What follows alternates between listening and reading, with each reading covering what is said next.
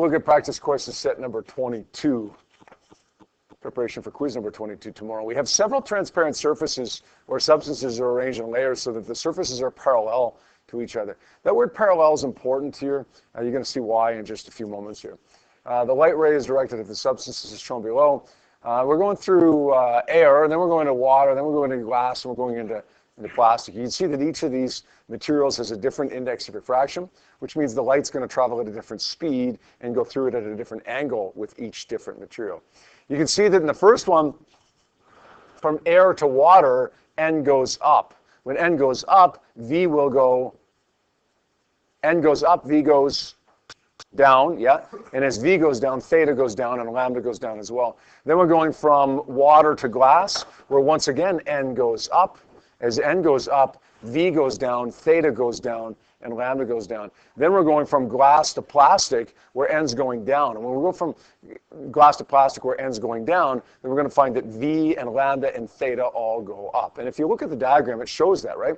It shows when N is going up, theta is going down, and when N is going down, theta is going up. What are we asked to solve for here? Question number 1. The light travels slowest through what? Well, if N goes up, V goes down, the one that we're looking for here for light going the slowest would be the one with the blank index of refraction, lowest or highest?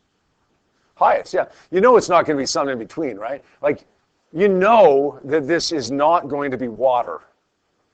Like, it's either going to be air or it's going to be glass, right? It's going to be one of the extremes of the index of refraction.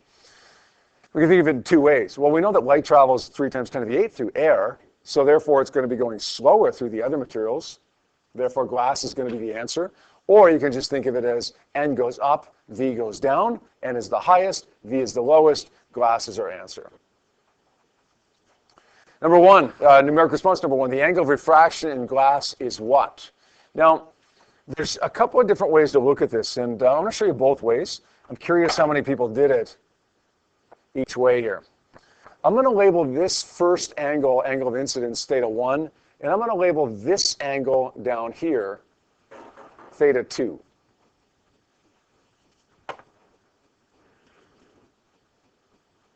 Okay, that's my angle of refraction. Now, I'm going to label this angle right here, theta 2. How come? The angle of incidence for the second boundary, is that the same as the angle of refraction for the first boundary?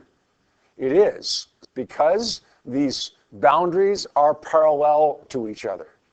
These two lines aren't parallel, then theta 2 right here, the angle of refraction right here, is not going to be the same as the angle of incidence right here. And when I was in high school, we used to call this the Z theorem. I'm not sure what you call it now in math class, if anything in particular, but if these two lines are parallel to each other, then this angle has to be equal to this angle. We've got a Z theory going on right here. So this angle has to be equal to this angle, therefore this one has to be equal to this one. How many people recognize that those two angles are the same? Yes, good. Good. Okay, I'm going to call this one down here theta 3. Okay, this is the angle of refraction in the second boundary there. So I'm going to say sine theta 1 over sine theta 2 equals N2 over N1. I'm going to say sine of 36.8 degrees over sine theta 2, don't know what that is equal to N2. N2 is 1.33 over 1.00. I'm going to cross multiply here. I get sine theta 2 is equal to sine 36.8 degrees divided by 1.33. Now, I don't actually have a value for theta 2 here because I didn't solve it this way. Okay, when I did my answer key, I didn't do it this way. How many people did do it this way and got a value for theta 2 there? Does anybody have that? No? All right, let's figure it out on a calculator then. Let's say it's the inverse sine of bracket sine 36.8 divided by 1.33. We do that, we end up getting 26.769. 26.769 degrees. Does that make sense? All right, if that's the angle of refraction for the first boundary there between air and water, then it's going to be the angle of incidence for the second one between water and glass. Now I'm going to say sine theta 2 over sine theta 3 equals n3 over n2. Theta 2, I know what it is. Sine of 26.769 degrees over sine theta 3 is equal to n3, which is 1.50 over 1.33. We're going to rearrange this to solve for theta 3 in the same way. Theta 3 ends up being equal to 23.5 degrees. So we're going to express that answer right down here, 23.5 degrees. How many people got 23.5 degrees? Okay, nobody raised their hand when I asked how many people got the first angle. Did you guys do it differently? Yeah, so did I. Okay, this works though, doesn't it? This works, absolutely. And in fact, this works more generally than the way that I did it.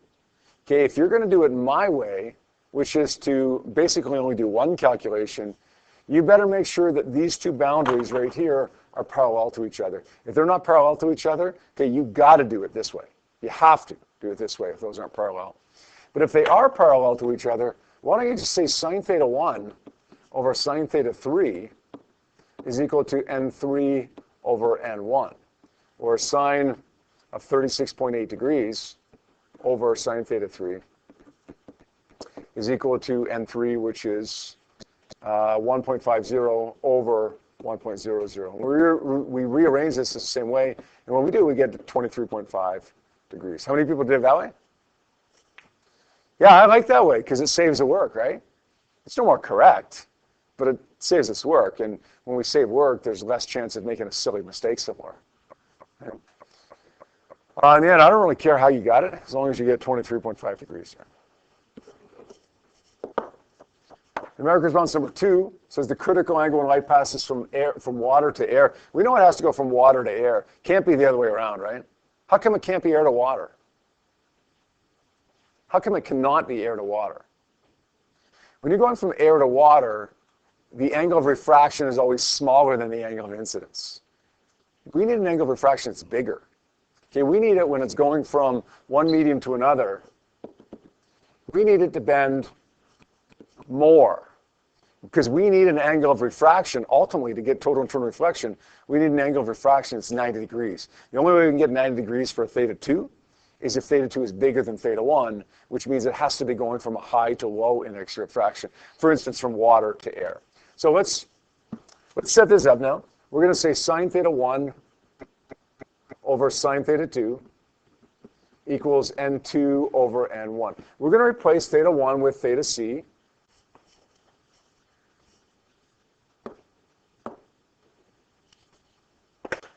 The critical angle. And we're going to replace theta 2 with what? What's theta 2 become if we're looking for the critical angle? Always the same, 90 degrees. Sine 90 is what? 1. So if I want to, I can just erase what's on the bottom there and say sine theta c is equal to n2 over n1. Theta c would therefore be equal to the inverse sine of n2 over n1. And we're going to say n1 is 1.00, n2 is 1.33. You get those mixed up, you're just going to get an error in your calculator, so you get away with it. Hopefully you get it right the first time, save yourself the bother of doing it again. But in the end, if you get an error, do it again. Flip around n1 and n2. When I do this, I end up getting 48.8 degrees, and we're just going to express it that way in standard notation, 48.8.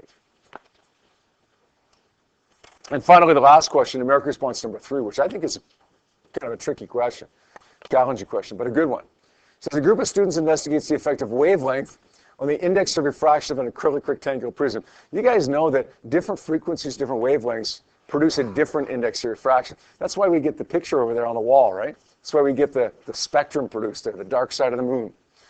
Okay, this glass has a different index of refraction for red than it does for violet. Which one has the highest index of refraction? Does glass have a higher index of refraction for red, or does it have a higher index of refraction for violet? Violet, yeah. Violet bends more, right? We can see right on the picture. That means that higher the frequency, the higher the index of refraction. So what's going on here? We see a ray of red light going from the air into the acrylic, and we could see theta 1 labeled, theta 2 labeled. That makes sense, right? Air has an index of refraction that is low. Acrylic has an index of refraction that is higher. And if N is going up from air to acrylic, then theta is going down. So everything seems to be good there. Now it says a second trial is conducted using green laser light. The angle of incidence of the acrylic boundary is the same as it was for the first trial with red. So we got green going in like this at the same angle. Theta 1 for green is going to be the same as theta 1 for red. Does that make sense? Refraction hasn't even taken place with the green yet. What do you think is going to happen when refraction does take place? When the green goes from air to acrylic? Acrylic will have a lower or higher index of refraction for green than it does for red. Higher. Yeah, look over there at the picture.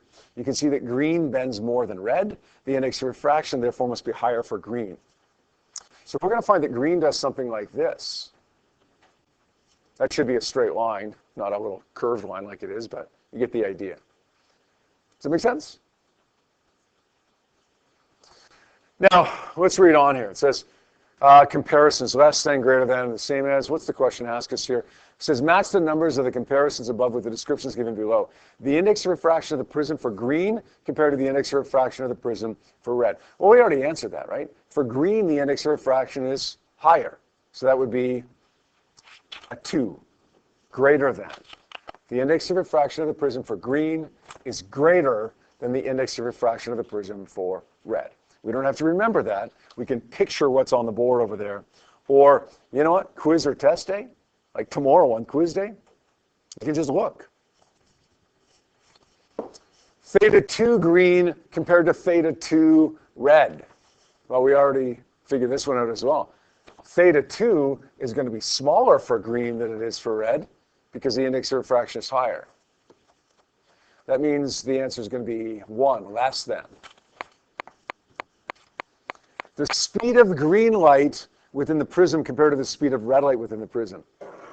The index of refraction when we have green light is higher, therefore the speed should be, as n goes up, v goes down. So the speed should be lower, 2, 1, 1. And this is the hard one right here.